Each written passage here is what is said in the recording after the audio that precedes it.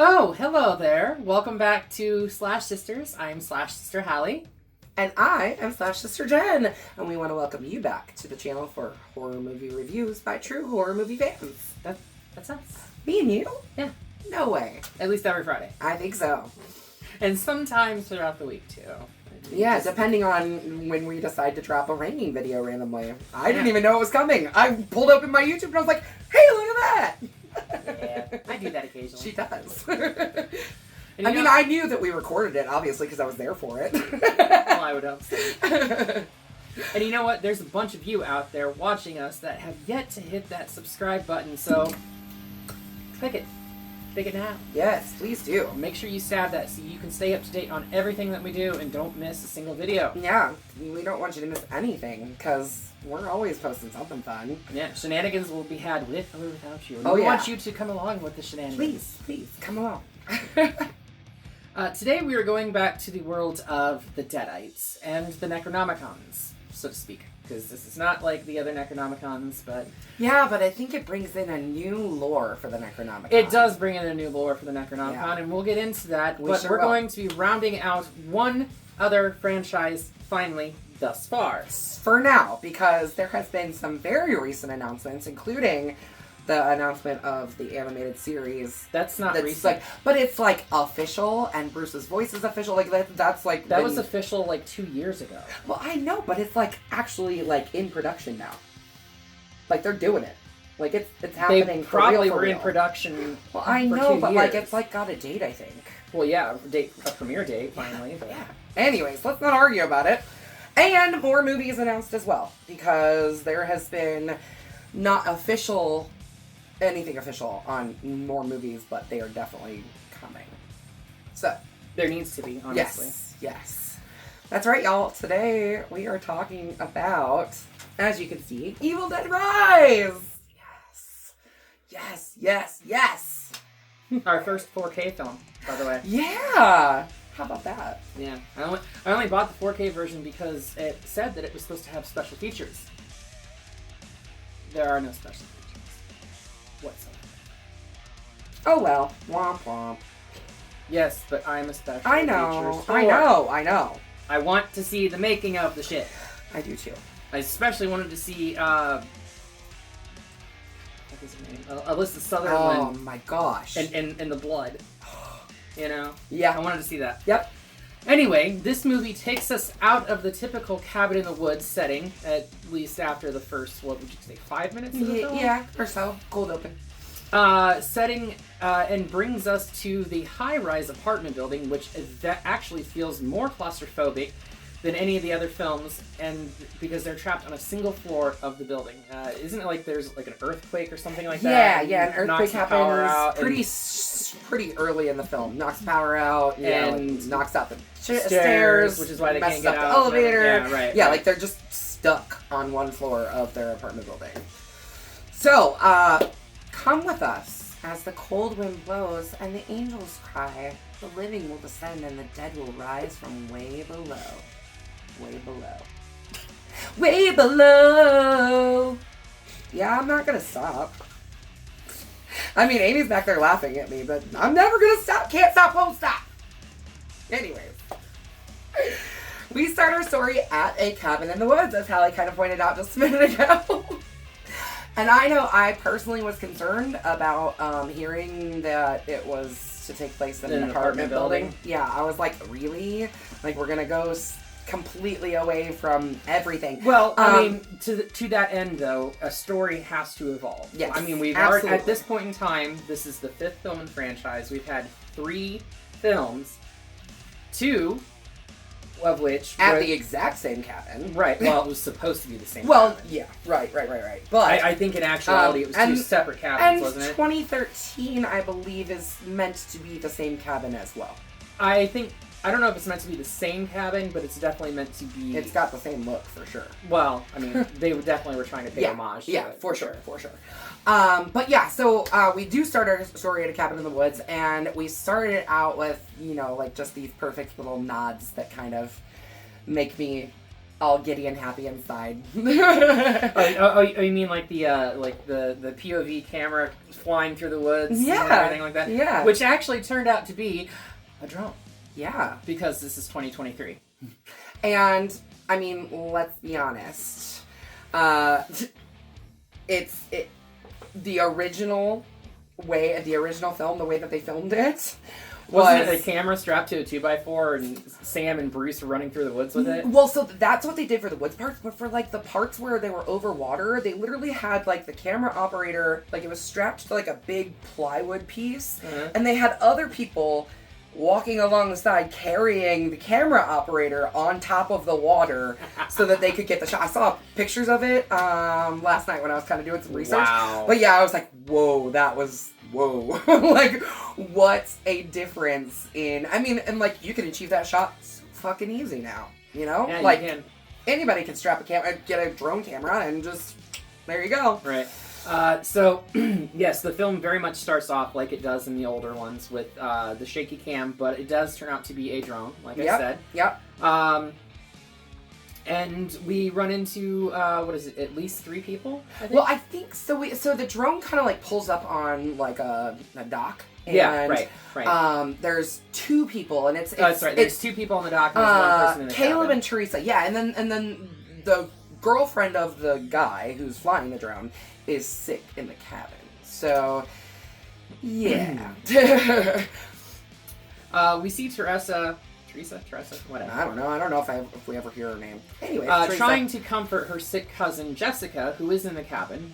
When Jessica begins to recite the book Teresa is reading, till the blood ran down and soaked the bedclothes. Eerily similar to how Cheryl was reciting the cards from the first Evil Dead. Yeah, doing that standard deadite trick that we love so much, right? Yeah. But I think it's pretty much at this point that we realize, as viewers at least, maybe Teresa, cousin, whatever, doesn't know that Jessica is possessed. But I wouldn't think that she would. Yeah, but we know. We know as viewers. Anybody that's seen an Evil Dead movie knows that girl's fucked. She's cannon fodder for the deadites. Yes. After puking up a bunch of bile, because that's what deadites do. Jessica. Oh, I didn't do it that time. I went. Okay, let's see if I can make it through the movie without it. No. But that's okay. Anyways, Jessica reaches up and straight up snatches her scalp off of her cousin. Like, snatches that shit off. Just scalps her. I think she grabs, like, her ponytail and rips it back. Rips it. I mean, pulls it off like it's a fucking wig or something. So, believe it or not, if you are a fan of this channel, you know that we actually did go and see this in theaters. And I believe that we both gasped out loud when that happened. Yep. So. I went, oh! So, after the scalp splitting incident, somehow Teresa makes it to the lake where Jessica tricks Caleb into thinking she's drowning. Yeah, she like grabs the drone and cuts herself in the face with it. And, then falls into the water, tricking him. Yeah, and he jumps in after her, and she rips his fucking head off, killing him before levitating out of the water and bringing up probably one of the greatest fucking title cards I have ever seen in a film. Fucking awesome. Evil Dead Rise. Like, it comes up behind the mountains. Yeah, it's so fucking good. Ah! I think, like, in theater, while we were watching it, I was like, ooh. Yeah, both of us were. Like, it just gave me chills.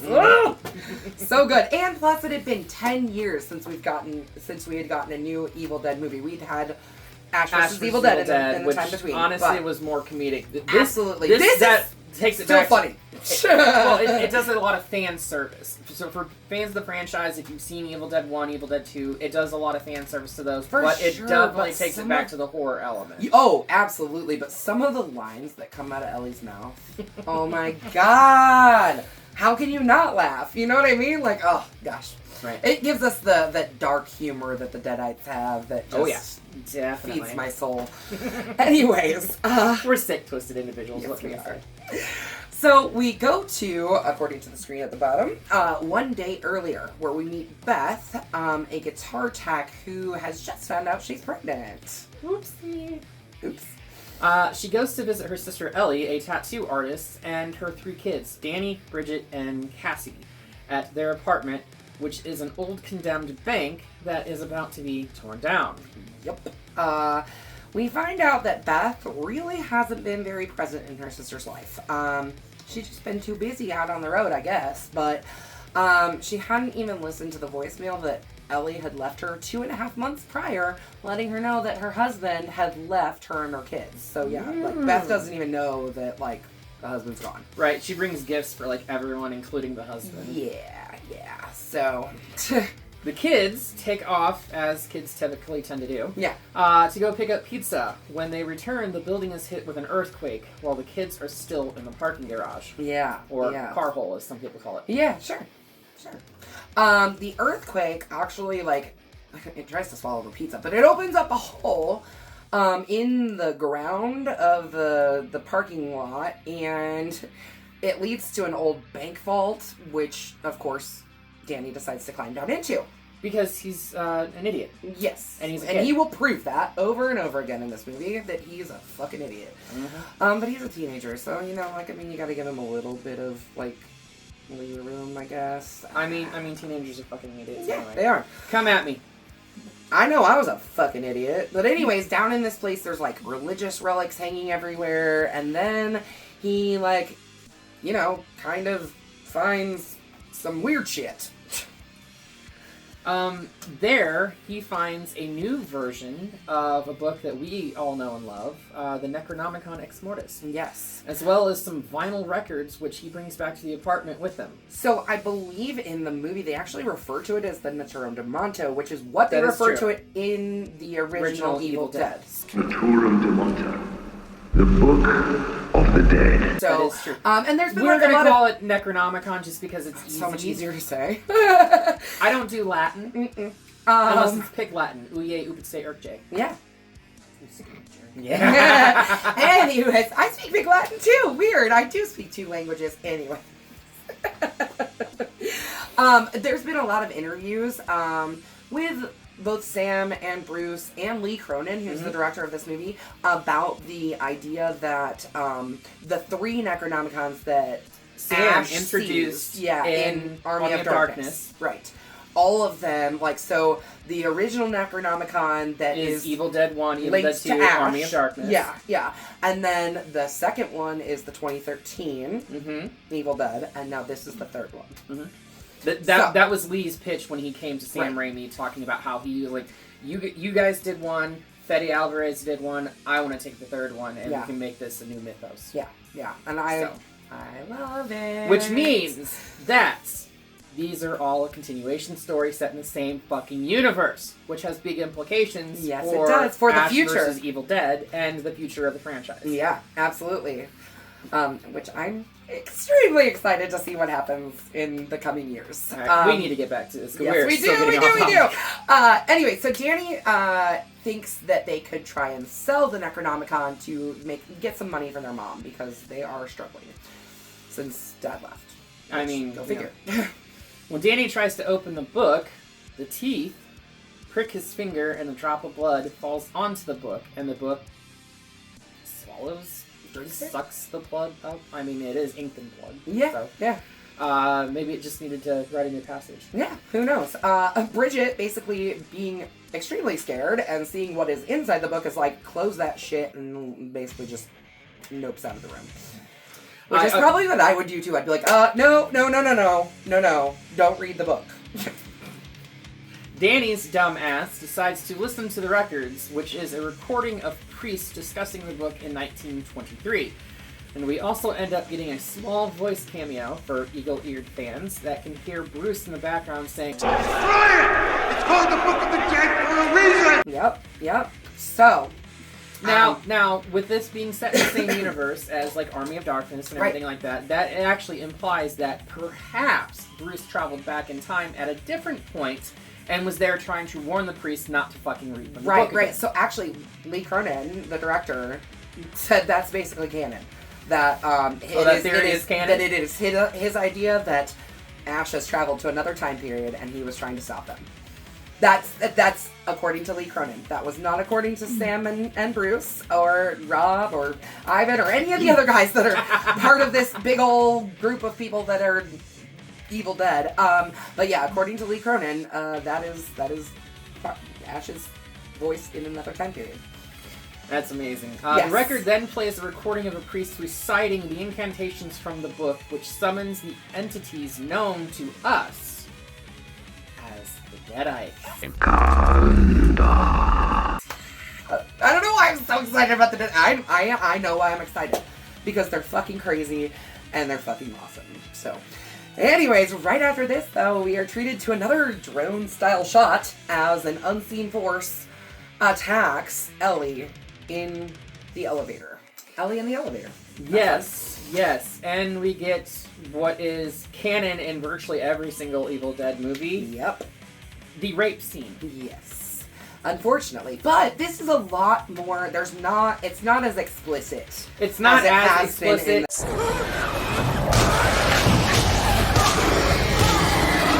And it's not done there. with roots. It's done with electrical wires from the elevator, which is kind of scarier in my opinion. Yeah, and honestly, like, it makes her body contort in so many weird ways. It suspends her in midair, like, doing, like, the Jumpman pose almost, you know? Yeah. Seriously, it's pretty crazy. This scene is so crazy, and it is absolutely a nod to the original movies for sure, with the whole tree scenes. It's beautiful to watch. I don't know. I think it's so but cool. it's kind of overkill. Fair enough. Alyssa Sutherland, who played Ellie, actually was so incredible in this role. We kind of touched on it a little bit earlier, but she did all of her own stunts. All of the contorting of her body was done by her. And as is the norm for Evil Dead movies, she took a lot of physical abuse during this movie, including, I guess she knocked her head pretty hard on the camera. On the actual camera, and had like a goose egg on her forehead at some point. So I don't doubt that. Yeah, I've watched a lot of interviews with them. Not only her, but everyone in this film did. They all took a lot of physical abuse, including the kids. Right. Ellie returns to the apartment in a trance and begins menacingly threatening her family before puking up a whole lot of bile before pleading with Beth to protect her children. I actually do love the scene where she like throws the skillet down and just starts throwing the eggs. The eggs and the crunchy eggs, because there's a whole eggs. It's not, she ain't scrambling eggs. She's throwing whole eggs into the skillet. But oh man, from here out, Ellie's character is... I believe the line that she says... such a fucking menace. Right. Right before, like, she completely gets, like, possessed. Yeah, it's literally right before. She says, "Don't let him take my babies." Yeah. Which is heartbreaking in and of itself. Yeah, as a parent, when I was watching it, I just watched it a couple days ago, and when I was watching it, it was like, God. Like, this movie is so centered on family. You know, all the Evil Dead movies in the past, it's always been like a group of 5 friends, meeting in a cabin, blah, blah, blah. Like, yes, we still have 5 people. But it's a family. There's actually more than 5 people, because there are other people there's other people in the building as well. Yeah, and we kind of get to that. They kind of really start kind of coming into the story a little bit here now. But, we still have the 5 people, but they're a family. And family dynamics, especially when you've got siblings and your own children, man, does that put a little bit more heart into the movie that we're not really used to on the Evil Dead. I mean, there was family involved in the first one. Sure, yeah, Ash and Cheryl were brother and sister. Right. But not to the extent that this is. Right. So, Ellie then dies, but we as fans all know she ain't dead. She's gonna become a deadite. She dies her human death. Yes, for sure. Ellie's neighbors, Mr. Fonda and Gabriel, help lay her to rest in her bedroom and then leave to search for a way out. Because, as we said, now the power's out, the elevator's not working, and the earthquake did knock out the stairs leading from their floor down. So everybody from their floor up is essentially trapped. Yeah. And, I mean, like you said, the elevator's damaged, but not only that, they're not able to get to the fire escape either. This is a super dangerous situation. Yeah, the fire escape fell off the building with the earthquake. Right. So it, like, honestly, the earthquake, I think, was a presence, unearthing everything and making it so where they couldn't get out. I agree. It's the deadites at work. They got their teeth in everything. Right. While Beth sits on the bed talking to the now dead Ellie, her eyes open and a fly lands directly on one of her eyeballs. And then she blinks. Yeah! Yeah. Not only is this part, like, it's like a little creepy, but it's also, like, really funny. Just the way that, like, she's just, you know, I mean, like, she goes from dead to eyes open and looking around, like, what? Like, at first, though, like, the fly on her eyeball, like, she's so still. I don't know how they did it. CG. Yeah. I mean, I'm I'm sure they used... There's no way in hell I know they they can have used a fly land on. They used so little CG in this film. Like, that had almost to have been CG, yeah, almost everything was practical. So, yeah. They carry Ellie to the bath to try and cool her down because apparently she's, like, burning hot with a fever. Because they think she's not dead anymore. Yeah. Because people come back from the dead. Anyways, she informs them that Mommy's with the maggots now. Before springing up into the bath and beginning to attack her family. No? Mommy's with the maggots now. Mommy's with the maggots now. It's so, like, unsettling. Funny and unsettling at the same time. Because just the way she says it. Oh. Anyways, but yeah, she begins to attack them. She attacks Beth with a knife. I can't even remember where the knife came from. Yeah, they're in an apartment. I'm free now.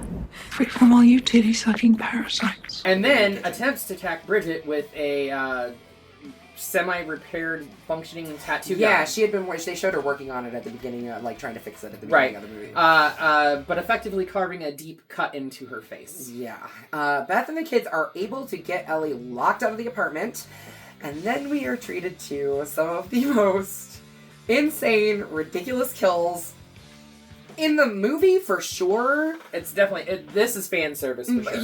Yeah, big time. But we watch her slaughter all of the neighbors. Including kids. Yeah. She don't care. But this is where we get some of the comedy, too, honestly. As she bites out Gabriel's eyeball and spits it across the hall and into the neighbor kid's mouth. Which God. It's straight up a nod to Evil Dead 2. Like Henrietta's eyeball getting squished into, what was it, Bobby Joe's mouth? Yep. Yeah. Mm-hmm. Yep. I was trying to think. I can't remember whose mouth it went into. I had to think for a second. I knew it was Henrietta's eyeball that popped out, though. Ellie ends up tricking Cassie into unlocking the door. Nothing a big ol' hug and kiss from you won't fix. Open up now. And then she, like, reaches in and grabs Cassie by the neck, which is like, ugh. She unlocks the door, but she does not unchain the door. But she gets that arm in and grabs Cassie by the throat. But meanwhile, Danny and Beth are distracted rescuing Cassie, and they do end up locking Ellie out. But Bridget becomes possessed from her cheek wound, I guess. That's the only real wounds that she's had, or contact that she's had with a deadite. So I'm assuming that must be where it came from. Right, and now we have a deadite Bridget in the apartment to contest with, on top of deadite Mom out in the hallway. Yes. So Bridget attacks Beth. Oh, God. Before turning on Danny. Yeah. This is where we get the cheese grater incident. Which, honestly, like, I mean, that was... I try so hard to stay away from spoilers, but I had heard something about a cheese grater. That was, like... That was literally, like, what I heard was... Right. There's something about a cheese grater. And then you see her pick it up, and it's just, like... across... She's just, like... several times across Beth's leg. Yep. And then she turns on her brother, and then she turns on Cassie, who ends up stabbing her through the mouth with Stephanie. Stephanie is my favorite. It is literally like a broken broom handle with a doll head on top that she named Stephanie. The coolest coincidental weapon ever. Beth then takes it upon herself to what happens with Bridget? They have to subdue her. You know, I don't remember if Beth, like, no, because this is all kind of happening, because, like, they get Bridget subdued somehow. Oh, look, yeah. She gets stabbed in the mouth with Stephanie. Oh, yeah. So then she's, like, knocked down. Right. And Beth goes off to llisten to the record. Third record. Right. To understand how to exorcise the deadites, you just put them on a treadmill. And it's all For sure. But learns the priests fail. I make this final recording as a warning to whoever next comes into contact with those malignant pages. And his allies were all possessed, with only complete destruction of the host stopping the deadites. Yeah. So you have to completely destroy the body, which we know from as watchers. Dismemberment and burial is what they say in the earlier ones. Yeah. So Deadite Bridget then comes back while Beth has headphones on, so she doesn't hear what's happening behind her. But yeah, so Bridget comes back and stabs Danny first in the arm, but then she ends up stabbing him in the chest. But he somehow grabs an aerosol can, lights her on fire with the stove, and is in a very ridiculous way. Yeah. Bridget ends up dying from her wounds. Sorta. Again. Yeah, we know that for her third death. We know she ain't dead yet. But yeah, and Danny ends up dying from his as well. So there you go. Ellie makes her way back into the apartment using the air vents while Beth is listening to the records. That's right. Yep. That's when she realizes Beth is pregnant, and then Ellie attempts to rip the fetus from her womb. Yeah, from her stomach. I mean, she literally tries. Yeah, it's pretty. I will swallow your soul. Yeah, it's pretty fucked up. But Beth and Cassie end up incapacitating mommy, with a big ass pair of scissors straight through the roof of her fucking mouth, man. That was whoa. I love it. Loved it. That was one of my favorites. Danny and the bodies of the neighbors are possessed, leading Beth and Cassie to take shelter in the damaged elevator in one of the bloodiest scenes in this film. And it's probably the bloodiest in the whole series, as far as actual amount of blood. I was gonna say, because Ash vs. Evil Dead, they used thousands of gallons of blood. True. But I mean, as far as the movies, I think I read in an article that they actually did use more gallons of blood in this movie than they did in any of the other movies. I mean, to be fair, it is pretty gorgeous. Yeah. But I love the way the elevator has got a little bit of power to it. Yeah. The buttons are illuminated from behind. Yeah. And then you see them start tinting red as blood is filling up behind it. Yeah, the blood fills the buttons. It's so, oh man, that's so cool. Back in the apartment though, Ellie, Bridget, and Danny merge their bodies into a creature that we now know as the Marauder, and it is seen in this new Necronomicon. Actually, it's important to note that every possession of all the family members is predicted by the book itself, which is something we've never seen before in this franchise. Yeah, that's true. So, yeah. They turn into this multi-limbed monster thing. Multi-limbed, multi-mouthed. Yeah, creature. The elevator fills completely with blood, and the Marauder attacks from the top of the elevator before dropping and spilling all the blood into the hallway. Yeah. And, I mean, we don't even have to say it, but we know what this obvious reference is. Oh, you mean the rust water from Shining? The rust water! Exactly. Rust water my ass. But I don't know how the fuck Kubrick convinced somebody that was rust water. Me either, but this was shot so beautifully. They shot it in multiple different angles. So you see the blood pool come out of the elevator in so many different ways, and it's shown in so many different angles. It is such a cool shot. And I think they did it with high-speed cameras too, so they could slow it down. Yeah. Beth and Cassie then flee to the parking lot, and I'm sorry, there was a fucking missed opportunity there to have the Delta 88 in that garage as just a car in the background. I know. I'm starting to wonder if maybe it doesn't run anymore. Well, I'm sure it exists. In the 2013 one, they actually did have a car very similar to it. Right, but it wasn't. An eagle-eyed fan pointed out on IMDb, and I think he said that in that video that it was a different year. Yeah. It was not Sam's car. Anyway, the Marauder captures Cassie in an attempt to behead her Chainsaw. Yeah. There's our chainsaw. It More is- fan service. It is we love important. it. It is important to know that there was a boomstick earlier. Yes. Yeah. One of the other people on the floor had Yeah, had Mr. a Fonda. shotgun. Mr. Yeah. Fonda had a shotgun. Beth returns and is able to distract the Marauder. And she and Cassie are able to destroy the Marauder's body by forcing it into a fucking wood chipper, you guys. They tricked it into the wood chipper. Yes. Cassie used herself as bait to lure the Marauder into the wood chipper and get out just in time for Beth to Come get some. flip Yep. that switch and grind-o-matic it up. Yeah, and I mean, we talked about a lot of blood earlier in the elevator. There's a lot of blood in this scene too. But yeah, as she's, I mean, like they push her, the body is still in there. Like we can still see their heads at this point. Ellie taunts Beth, saying she will be a failure as a mother, so Beth sticks the chainsaw into her head and forces the rest of the Marauder into the wood chipper. Yeah, just right into her face. Beth and Cassie escape the building together, making it out alive by daylight. Yeah, So- they're not dead by dawn. No, they are not. Speaking of Dead by Dawn, there's a lot of, we talked about fan service in that hallway scene earlier. Yeah, so the hall, like when they all come back to life. Yeah, when the And when other the residents on the the floor... neighbors all become deadites, they start saying Dead by Dawn, Dead by Dawn. Yeah, swallow your like soul, swallow your soul. the typical hits. Recycling the same old, same old. Nah, it's okay. Deadites do that. The next morning, remember, we did say that this was one day prior to the cold open. We see Jessica walking through the parking garage and not noticing the giant fucking pile of blood and all over the body goddamn parts place. everywhere. It There's would've gotta had to be. stunk. Yeah.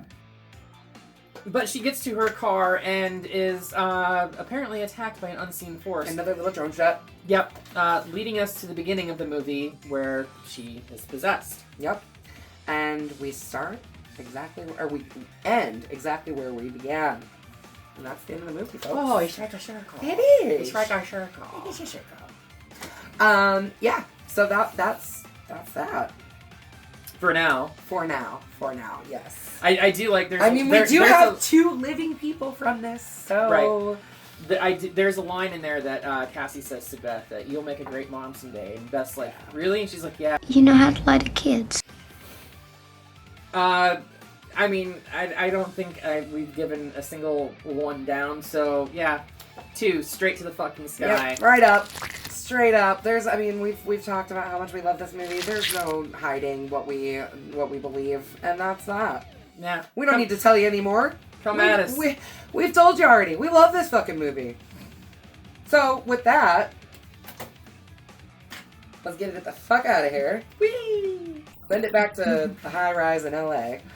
Was it LA? Oh, yeah. Yeah. Yeah. Yeah. At least California. I don't know if it's somewhere. necessarily LA. Yeah. Somewhere in California, though. That earthquake. But why don't we just stay in the same world of Sam Raimi and tell them what our next movie is going to be? The Quick and the Dead. Wait, I didn't watch that one. Shit, I was so not prepared for this. The Quick and the Dead actually is Good thing I've got a time. film directed by Sam Raimi. It's a Western, though. Yes. If you get a chance, go look that up. But no, we are going to stay with Sam Raimi and get drugged to hell. Yes. Drag me to hell. So come back next week because we're going to talk about this bonker-ass movie and we might just have a special guest with us too. So join us next week where we will be reviewing Drag Me to Hell. And until next time, why don't you go ahead and slash that subscribe button. Stab that like button. And ringling the grave bell so you don't get lost in the mix and you stay up to date on everything we're doing. I mean, I don't know why they haven't done it already. Yeah. Until then, we will see you all In the afterlife.